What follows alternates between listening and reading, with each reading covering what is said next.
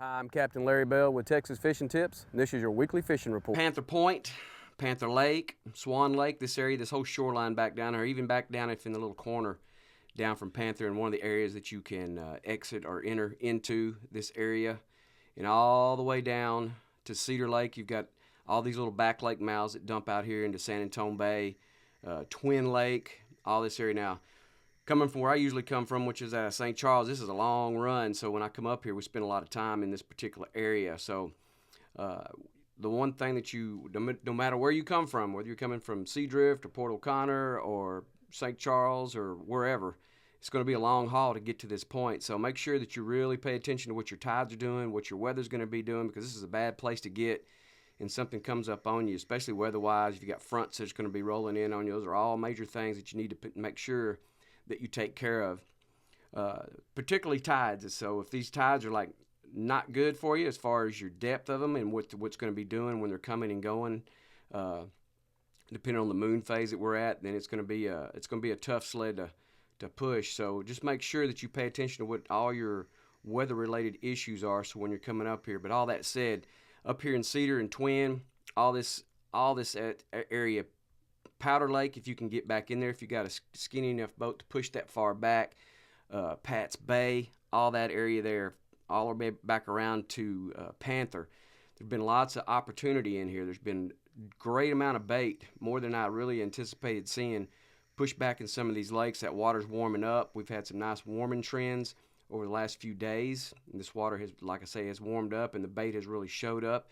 And that being said, where your bait is, you're going to have your predator fish that's going to be around there close to it.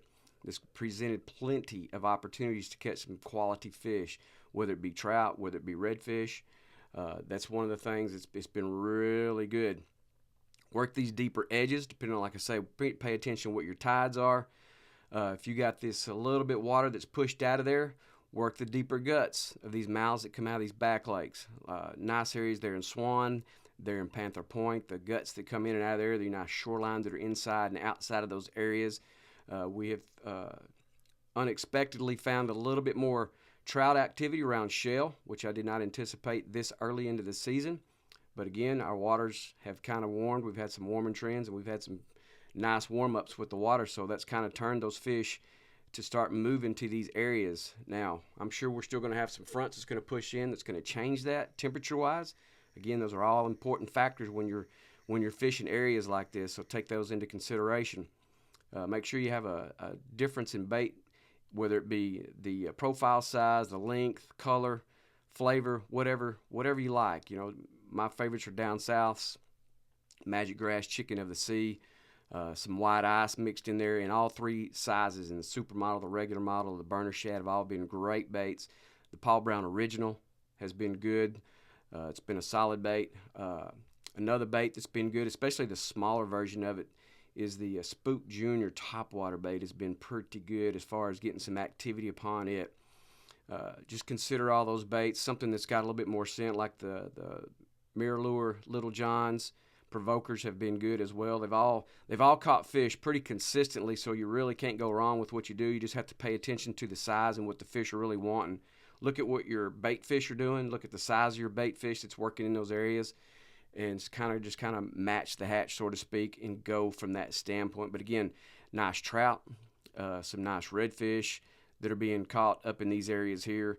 If you're going to wade inside a Twin and some of Pat's Bay area, make sure that you understand that those areas are kind of squishy and they can have some soft areas in it. So make sure that you're able to navigate that if you're going to wade those areas, especially out front. The areas out from Twin, the mouths of those have been good. The shoreline down to Pat's been good. If you can get all the way down into Powder, that's all pretty soft back in there at the same time. But there hadn't really been a whole lot of water that's pushed back into that just yet. I'm sure here, probably in the next month and a half, we'll start getting our bull tides from the spring push to start really putting fresh water into our bay systems and really helping that from that standpoint. But that said, just again, make sure you incorporate your majors and minors throughout your fishing day and pay attention to what's going on with your weather patterns. Down here in the Italian Bend, all this area down in here, against the shoreline, again, you got a bunch of back lake mouths that come back out of this little area here, little drains, little little back lake mouths that drop out into Italian Bend, come around here. Nice, easy wading area, great bottom. Scattered grass right now, but again, bait has been pushed back up into here because we've had nice warming trend over the last few days, so the water temps have come up. Believe we have approaching front here here in the next few days, so that's one of the things that you really need to pay attention to. That's going to affect the fishing. It's gonna change it. How much it changes depends on how cold it's going to be. All the above, how much water drops out, how much water comes back. That's all the things that you have to consider when you fish these types of areas. The back lake mouths have been good. They're a tad bit deeper than just your regular wading areas. So that said, the down south supermodels have been good over this trend with the new moon being in place. We're transitioning, starting to be away from that. So that's something you need to consider as far as your profile and bait size.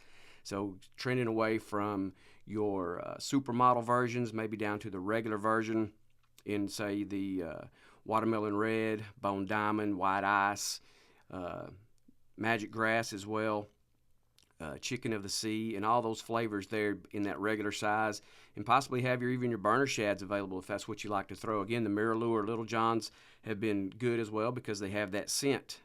That's always something that you need to consider when you're throwing baits with a little bit off-color water or possibly weather changes. This is going to drop your temperature. Those fish are going to react to different things. All this area in here, there's been some scattered redfish that's in here. There's been trout that's been in here, but there's nothing that's great about them. They've been just normal lower slot size. And the other thing about that, I believe it's the 16th of this month. That's something you also have to take into consideration. That the new law is going to come into effect with the trout size and limits of 17 to 23 and 3 trout only per person and no overs. So just remember that that's coming up real soon.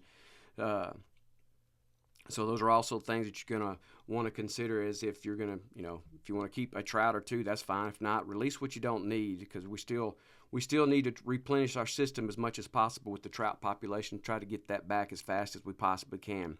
Redfish have been good. They've been scattered here. There have been a couple of even black drums scattered out that we've caught in this area here along this edge. Coming up at this point around here as you continue down into Port Bay, this big old flat that's out here. Just work that. Look at your tides. Pay attention when your majors and minors are taking place. Incorporate that into your fishing day. Work these areas here where, work the Paul Brown for it's a great subsurface walking bait. The Corkies, the Devils have been good. Again, all your down south, Mirror Lures, all these areas, these baits have been good in this area. So just, again, take those into consideration. Work these areas really good, really thorough. Be very methodical as you work these areas and you'll locate fish. Up here in Carlos Bay, the fingers, now that we got all the oyster guys out of here in the oyster boats and they're not tearing up the reef system out there, this area is kind of starting to recover nicely as fish are starting to show back up. We found a few trout that have been in these guts. When you work these guts, you're working down the shell beds on the sides of them, then you can wade down inside those guts and work all those depending on what your wind situation is. Again, this is one of those areas where it's really important to pay attention to what your wind is doing because once you get up to a certain point, windage-wise, as far as the miles per hour or knots, however you want to look at it, this area gets blown out pretty good, so it becomes really difficult to fish, and fish are really difficult to find or hard to find your bait, so you have to really change your tactics as far as what you go to more scent, something with a lot of noise, making opportunity that comes there with that. So those are things that you need to take in consideration. We're in March. Typically, we have higher winds in the March month, so always consider that in the back of your brain, what your ability to fish and what type of wind to be comfortable with. So those are always things this time of year that you really need to pay attention to. That said, again, get up and down these edges, get on the outer edge of it, and work the little bit deeper drop off of these fingers that come in and out of this thing here. There's been a few nice trout they've caught, a few scattered redfish that are in here as well. The shell bed that goes all the way up here to the old ICW that cuts through into Carlos Bay coming out of the Spalding and North Aransas Bay area here. There's a bunch of shell beds here. All this area up in here, there's big deep guts that come down there by that little bitty bird island that comes down beside the two big posts that go into Carlos. Been a nice area to wade. Great bottom, tremendous amount of shell that's in there. work all that, keep your baits in and out of that kind of stuff there. Look for your bait working in that particular area. Get across to the other side and work your way down to the old ICW that's a little bit deeper part here. Big shell bar that's on this side over there. There's been a few scattered black drum that are on that, a few scattered redfish, nothing of great numbers. Trout have showed up there. There've been some decent sized trout, 16, 17, 18, which right now you're still working underneath the old size limit of trout, which is 15 to 25. But again, that's going to be changing here in about another 10 days. So make sure you're aware of that. All this area in here, plastics down south's been good. Mirror Lure Little Johns have been good. The Provoker's been good. Working the Paul Brown Original, as far as if you want to throw you a sinker or some type of subsurface topwater bait, if you will, has been good. Most effectively has been the down south in both the regular and supermodel size, because we're coming off that new moon, so all that area has been really good. Main points of emphasis: the morning times have been a little bit slower, and as we've transitioned into the afternoons and incorporated the majors, the minors during that time frame, that has been the most productive time frame for me in the past week. So make sure that you kind of pay attention to that, look at that thing, pay attention to where your bait's working, and just have a different selection of baits. So if something's really not working for you, you're not getting a great amount of production, you're able to change it and use what you need to do to find, so you can really kind of zero in and locate what these fish are wanting. Thanks for watching. I'm Captain Larry Bell.